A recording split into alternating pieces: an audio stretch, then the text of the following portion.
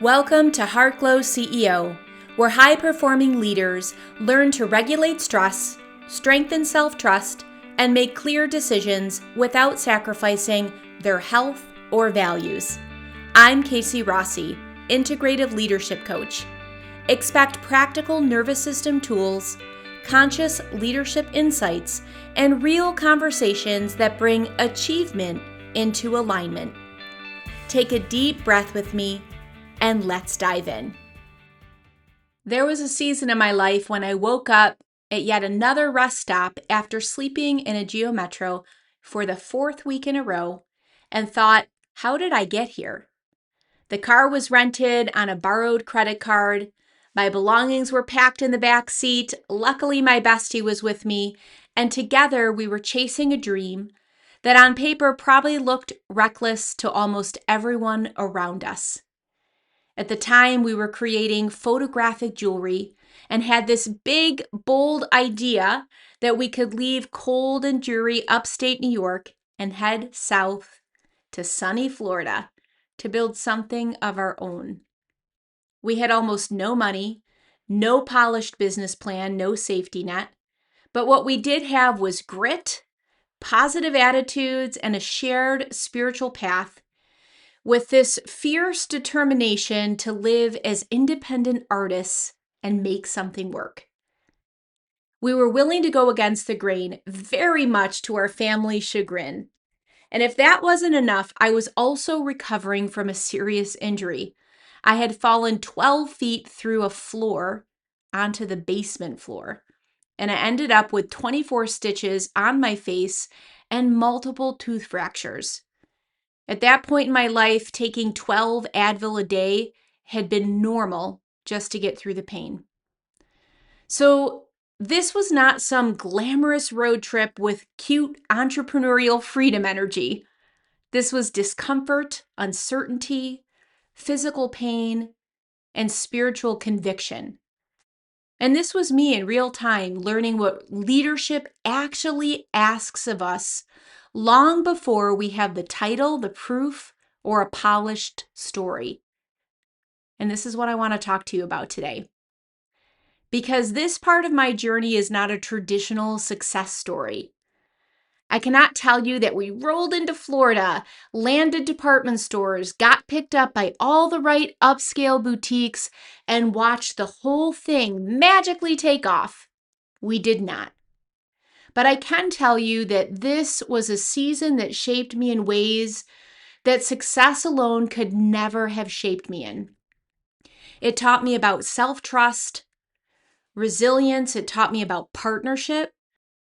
It taught me that sometimes taking the leap is not about guaranteeing the outcome.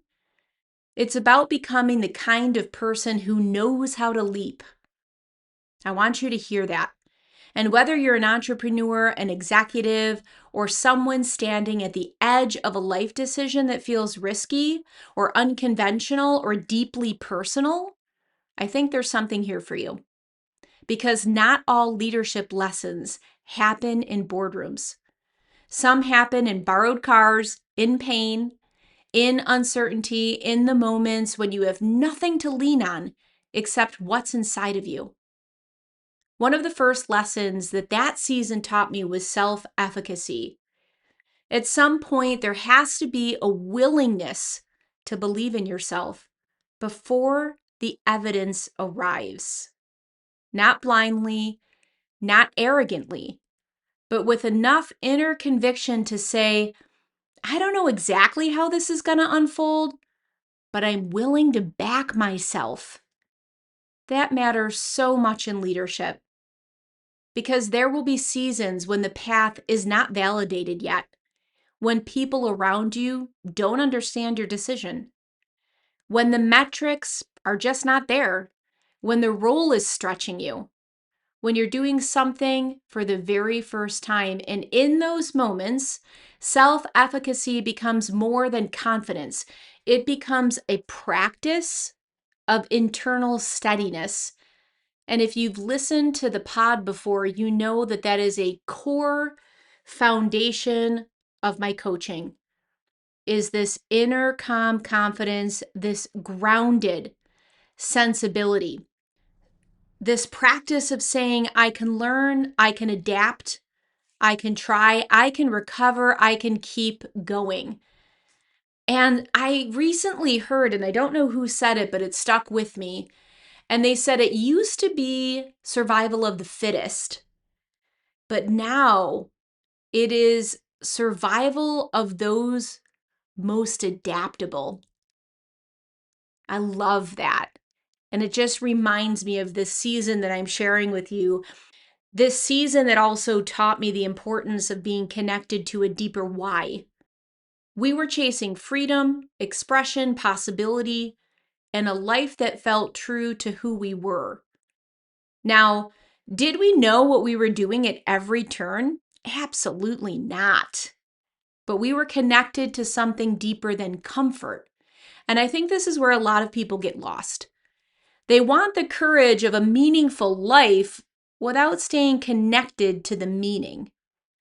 Your why will not always make things easy, but it will help make the hard things feel like they're worth carrying.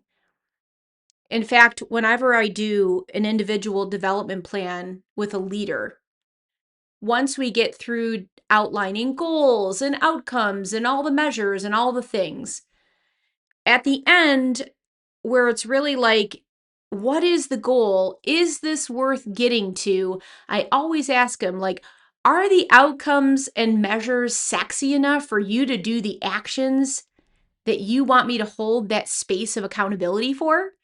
And they just kind of look at me, right? Because we're not going to put the work in if the outcome isn't sexy enough, isn't connected to your deep why, isn't worth making the hard things and the action and the discipline worth feel like they're carrying.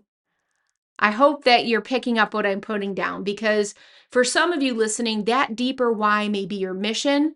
For some, it may be your family, your integrity, or a deep desire to stop abandoning yourself, whatever it is. When you're connected to a deeper why, you can withstand more discomfort without betraying yourself in the process.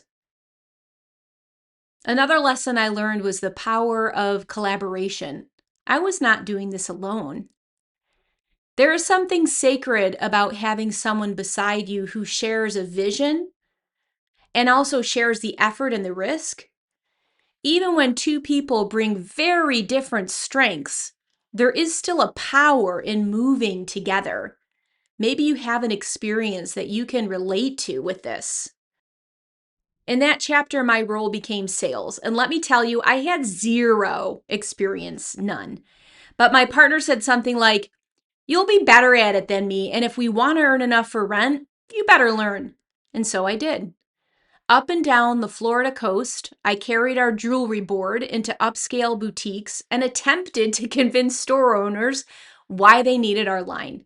That was not comfortable for me. That was not familiar. That was not something I felt naturally prepared to do.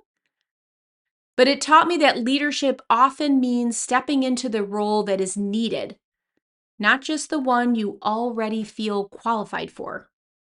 Sometimes leadership looks like learning on your feet. Sometimes it looks like borrowing belief from someone who sees capacity in you before you even fully see it and acknowledge it. Sometimes it looks like showing up unpolished, but willing. That is such an important lesson for mission-driven leaders. You don't have to feel fully ready before you take the next brave step. Sometimes readiness is built in motion, and it can be scary, but real. That chapter also taught me that perseverance will take you to places intellect alone cannot. Now, don't get me wrong, and if you know me, you know I love learning and depth and insight and wisdom. But there's a kind of learning that only comes from lived experience, boots on the ground, hard knocks, real conversations, rejection, uncertainty, adaptation. There is a grit that gets forged when you have to keep going without guarantees. And I think that matters because many brilliant people stay stuck, waiting to feel more certain and prepared, more polished, more endorsed. Meanwhile, life is asking them to step forward and learn by doing. Perseverance is not always glamorous, my friend. It's often humble, quiet, very unglamorous, and repetitive. But it builds a kind of strength that cannot be faked. Oh my goodness. And in today's world, where quite frankly, it's getting more and more difficult to know what's real and what's not. So to have this kind of strength inside of you, it's going to be such a differentiator in a sea of sameness. And then there's this lesson, which may be my favorite. Push beyond your comfort zone because you don't know what's possible for you until you try.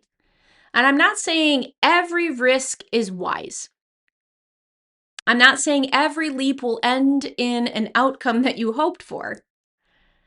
And this is really important. We're not trying to paint the canvas with butterflies and rainbows because it's not that. And I'm definitely not romanticizing struggle for the sake of struggle.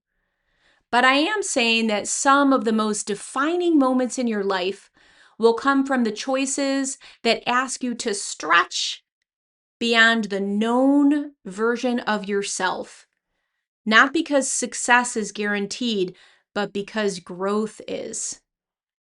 That road trip chapter did not give me the outcome I thought I wanted, but it gave me something deeper. It built my self-trust. And I want to pause here because I think this is the heart of the episode. Building self-trust may be one of the greatest gifts that you can give yourself. No one can take that away from you. When you know who you are, when you learn to listen to your inner wisdom, when you stop outsourcing every decision to fear, approval, or conventional expectations, you become far more powerful. Not loud or forceful or performative, but anchored. You become someone who can hear the noise around you without abandoning the truth within you. And yeah, sometimes the choices that you make will absolutely look cuckoo to others, okay? It'll look unconventional, and that's okay. Some of you may choose a path in leadership, work, relationships, or life that other people don't understand. That doesn't make it automatically wrong. Sometimes it means you're being asked to trust what is true for you before it makes sense to everyone else. That is a very real part of leadership. Because leadership is not just managing people or driving results. Leadership is the willingness to be in relationship with uncertainty. And here is the thing I want you to highlight: and still move with integrity. So this particular story is not the story of instant success. It's not a story of a neat and polished win, but it is a story of truth and effort, of pain, of courage, of lessons learned in the field. It was one run on the ladder, not the whole ladder, and I think that matters too, because some of you may be in a rung right now that doesn't look impressive from the outside, a season that feels messy, a chapter that's stretching you, a risk that maybe hasn't paid off yet, a role that's asking you more than what you expected or signed up for. Please do not confuse one rung for your whole story. This may not be the chapter where everything clicks, but it may be the chapter where something essential gets built inside of you. And that may matter even more.